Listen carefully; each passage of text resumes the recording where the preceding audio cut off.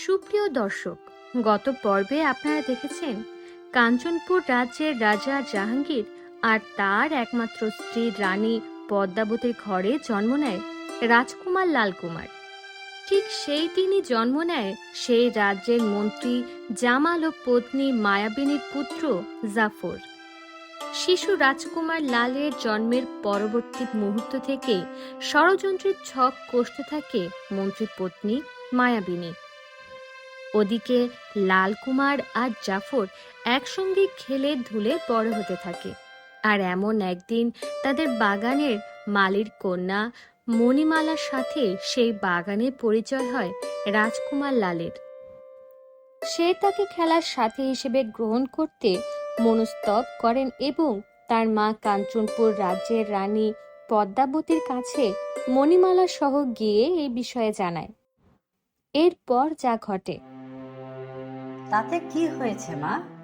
তুমিই তো বলেছ একজন মানুষের প্রথম পরিচয় সে মানুষ, তা সে মালিকন্যা হোক কিংবা রাজার কন্যা। সে তো আমিও জানি পুত্র, আর ও যে মালিকন্যা এ নিয়ে আমার কোনো সমস্যা নেই। আমার সমস্যা হলো এই বয়সে কেন ওকে এত কাজ করতে হবে। আমার বাবার শরীর যে খুব খারাপ রানীমা, তাই আমি এসব করছি। থাক মা, তোমাকে কষ্ট করতে হবে না, আমি দাসীকে বলে দিচ্ছি, সেই বরং কিছুদিন মালির কাজ করবে। দাসী সুমাইয়া, দাসী সুমাইয়া। পদ্মাবতীর হুকুমে দাসী সুমাইয়া হাজির হয়। শোনো, মালিক খুব অসুস্থ, তাই মালির সব কাজ এই ছোট্ট কন্যা মণিমালা করছিল। আমি চাই মালি যতদিন সুস্থ না হয় ততদিন সে কাজ তুমি করো। কিন্তু রানীমা, আমার তো আরো অনেক কাজ আছে। তাছাড়া মালির কাজ মালির কন্যা করছে, এতে খারাপের কি আছে? মুখে মুখে উত্তর করো কোন সাহসে? যা বললাম তাই করবে। রানী পদ্মাবতীর এই হুকুম শুনে গজগজ করতে করতে বেরিয়ে যায় দাসী সুমাইয়া।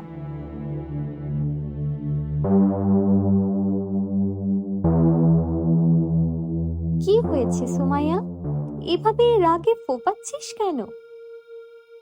মন্ত্রী পত্নী, আপনি জানেন মালির কন্যার প্রতি রানীমার কি ভীষণ দরদ। এখন মালির সব কাজ আমাকে করতে হবে। চিন্তা করিস না সুমাইয়া, আমাদের দিন দ্রুতই ফিরবে। দাসী সুমাইয়া ছিল মায়াবিনীর খাস দাসী, আর মায়াবিনীর মতো স্বার্থপর এবং লোভী। আপনি কি কিছু ভেবেছেন মন্ত্রীপত্নী? একটা কথা ভেবেছি, শোন। মায়াবিনী দাসী সুমাইয়ার সাথে রাজকুমার লালকুমারকে মেরে ফেলার একটা ফোন দিয়াটে। আমি সব সময় আপনার সাথেই আছি মন্ত্রীপত্নী, আপনি ভাববেন না। দেখবেন আপনার পুত্র জাফরি ভবিষ্যতে রাজা হবে।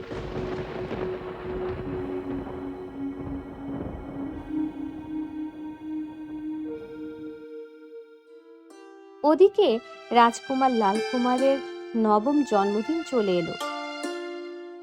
মহারাজ, আমি আমার পুত্রের নবম জন্মদিন ধুমধাম করে পালন করতে চাই এবং রাজ্যের সব প্রজাদের বস্ত্র বিতরণ করতে চাই, সাথে সবাইকে রাজভোগ খাওয়াতে চাই। বেশ তো রানী, তাই হবে।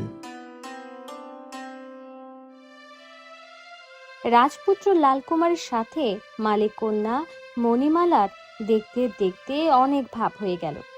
এক পর্যায়ে এমন একটা অবস্থা হলো, তারা দুজন কেউ আর কাউকে না দেখে থাকতে পারতো না। মণিমালা, কাল আমার জন্মদিন, তুমি আসবে তো আমার জন্মদিনে?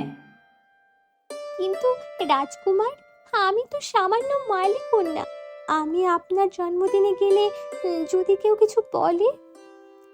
কেউ কিচ্ছু বলবে না, তাছাড়া তুমি তো আমার সবচেয়ে ভালো বন্ধু। তখনই সেখানে জাফর আসে আর বলে, রাজকুমার, আপনি যা করছেন এটা মোটেও উচিত কাজ করছেন না। এই মণিমালাকে কেন নিমন্ত্রণ করেছেন? আমি এই রাজ্যের রাজকুমার, তুমি নও, তাই আমাকে উপদেশ দিতে এসো না। এ কথা শুনে জাফর খুব রেগে যায় আর ওর মায়ের কাছে যেয়ে বলে,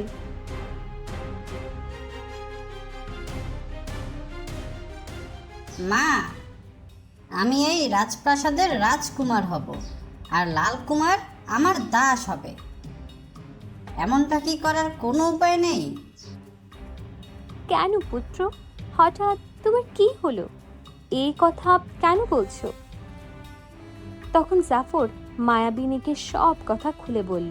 সব শুনে মায়াবিনী বলল, রাজকুমার লাল কুমারের এত বড় দুঃসাহস!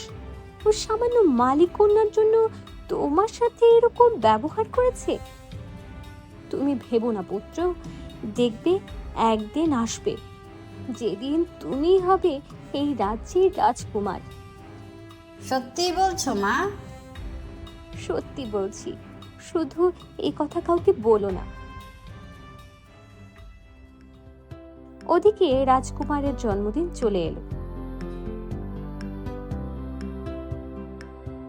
রাজকুমারের জন্মদিন উপলক্ষে প্রাসাদের সবাই একত্রিত হলো।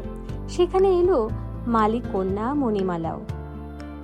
সভাসদগণ, আজ আমার পুত্র এই রাজ্যের ভবিষ্যৎ উত্তরাধিকারী লাল কুমারের জন্মদিন। তাই লাল কুমারের জন্মদিন উপলক্ষে আজ পুরো রাজ্যব্যাপী অনুষ্ঠান। মহারাজ, আজ কিন্তু আমার পুত্র জাফরেরও জন্মদিন। সে কথা আমার খেয়াল আছে বন্ধু, তুমি কোনো চিন্তা করো না। জাফরের নামেও আজ রাজ্যে বস্ত্র বিতরণ হবে। রাজার মুখে এ কথা শুনে মায়াবিনী মনে মনে বলে, আপনার এই করুণা নিয়ে আমি আর বেশি দিন থাকবো না মহারাজ।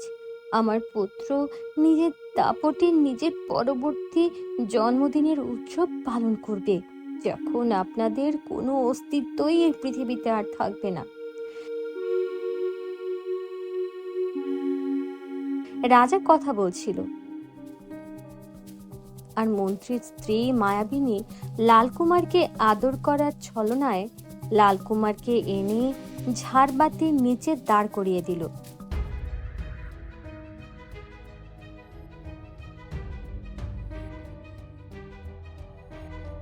এরপর দাসী সুমাইয়ার দিকে ইশারা করল, আর দাসী সুমাইয়া তখনই সবার চোখের আড়ালে ঝাড়বাতির রশি অন্য দিক থেকে টান দিল। এতে করে ঝাড়বাতির বাঁধন ধীরে ধীরে খুলে রাজকুমারের মাথায় এসে পড়ছিল। আর এটা মণিমালা দেখে ফেলে। আরে এ কি, রাজকুমারের মাথায় তো ঝাড়বাতি খুলে পড়ছে, আর ওটা রাজকুমারের মাথায় পড়লে তো ওর নিশ্চিত মৃত্যু ঘটবে। মণিমালা বুঝতে পারছিল না সে কি করবে, কিন্তু ঝাড়বাতি যখন প্রায় রাজকুমারের মাথার উপর চলে এসেছে, তখনই মালিক কন্যা মণিমালা রাজকুমারকে ধাক্কা দিয়ে সেখান থেকে সরিয়ে দেয়। এতে করে রাজকুমার বেঁচে যায়, আর ঝাড়বাতি পড়ে ভেঙে পড়ার শব্দে সকলের চোখ ঝাড়বাতির উপর পড়ে। পুত্র, পুত্র, তুমি ঠিক আছো তো? হ্যাঁ মা, আমি একদম ঠিক আছি। ভাগ্যিস আজ আমাকে মণিমালা বাঁচিয়েছিল, নইলে এই ঝাড়বাতির নিচে পড়ে আমি তো মরেই যেতাম। কন্যা মণিমালা, তোমার কাছে আমরা সকলে কৃতজ্ঞ। তুমি জানো না তুমি আমাদের কত বড় উপকার করেছো। বলো, তুমি কি উপহার চাও আমার থেকে? রাজকুমার তো আমার বন্ধু, তাই আমি বন্ধু হয়ে বন্ধুকে বাঁচিয়েছি মাত্র।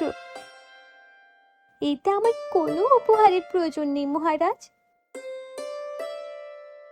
রাজকুমার বেঁচে যাওয়ায় মন্ত্রী পত্নী মায়াবিনী রাগে ফেটে পড়ল, আর মনে মনে বলল, এই মণিমালার জন্য আমার এত বড় পরিকল্পনা বৃথা হয়ে গেল।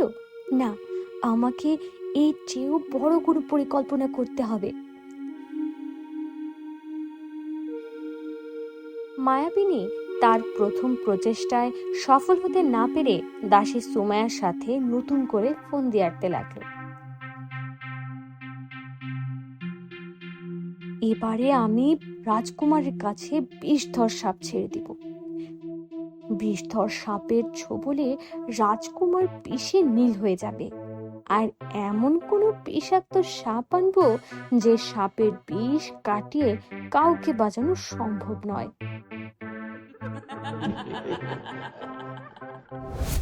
মায়াবিনী এরপর এক সাপুরের সাথে দেখা করে বিষাক্ত এক সাপ নেয়। এই নাও, এখানে 1000 স্বর্ণ মুদ্রা আছে। আজ হয়ে গেলে এর চেয়েও বেশি পাবে। শুধু কাউকে বলতে পারবে না তুমি আমাকে চেনো। কোনো চিন্তা করবেন না মন্ত্রীপত্নী, আপনি যা বলছেন তাই হবে।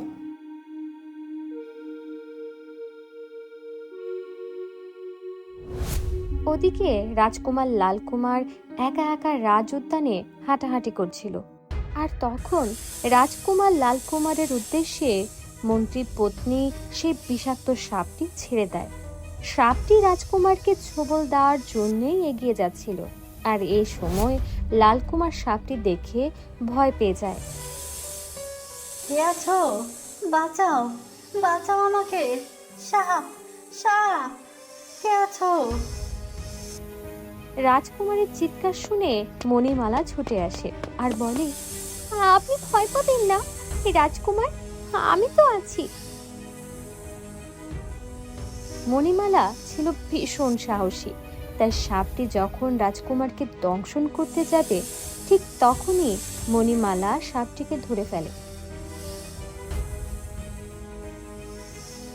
আর ছুঁড়ে অন্যদিকে ফেলে দেয়। মণিমালা, তুমি আবারও আমার জীবন বাঁচালে। তোমার প্রতি আমি যে চিরঋণী হয়ে রইলাম।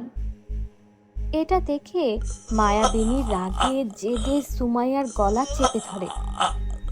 বল বল আমাকে, কেন এই কন্যা বারবার আমার সব পরিকল্পনা ব্যর্থ করে দিচ্ছে? মন্ত্রী পত্নী, আমাকে ছেড়ে দিন, কি করছেন কি? ততক্ষণে সেখানে রানী পদ্মাবতী আর রাজা জাহাঙ্গীরও চলে আসে।